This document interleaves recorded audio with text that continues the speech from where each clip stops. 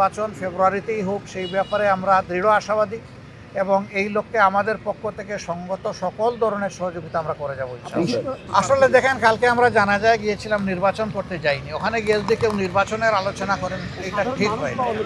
আচ্ছা, সাধারণ মানুষের কথা আপনারা শুনেছেন, স্বাভাবিক কারো কারো কার্যকলাপে এরকম যদি কিছু হয়, আমরা আপনাদেরকে বলতে চাই যে এই নির্বাচন ফেব্রুয়ারিতেই হোক সেই ব্যাপারে আমরা দৃঢ় আশাবাদী এবং এই লক্ষ্যে আমাদের পক্ষ থেকে সঙ্গত সকল ধরনের সহযোগিতা আমরা করে যাবো ইনশাআল্লাহ।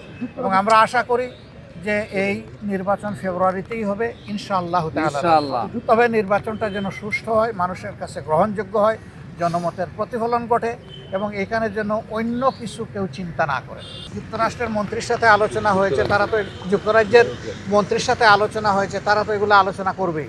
কারণ আজকে আমরা একটা গ্লোবাল ভিলেজের সিটিজেন, গ্লোবাল সিটিজেন হিসেবে প্রত্যেকের খবর রাখবে, বন্ধু রাষ্ট্রগুলো আমাদের খবর রাখবে, আমরা তাদের খবর নিব, এটাই তো স্বাভাবিক।